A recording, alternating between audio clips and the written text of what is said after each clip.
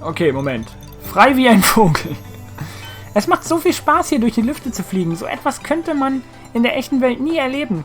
Glaubst du, dass sich so auch die Vögel fühlen? Vögel? Was? Vögeln? Ja, so fühlt sich Vögeln an.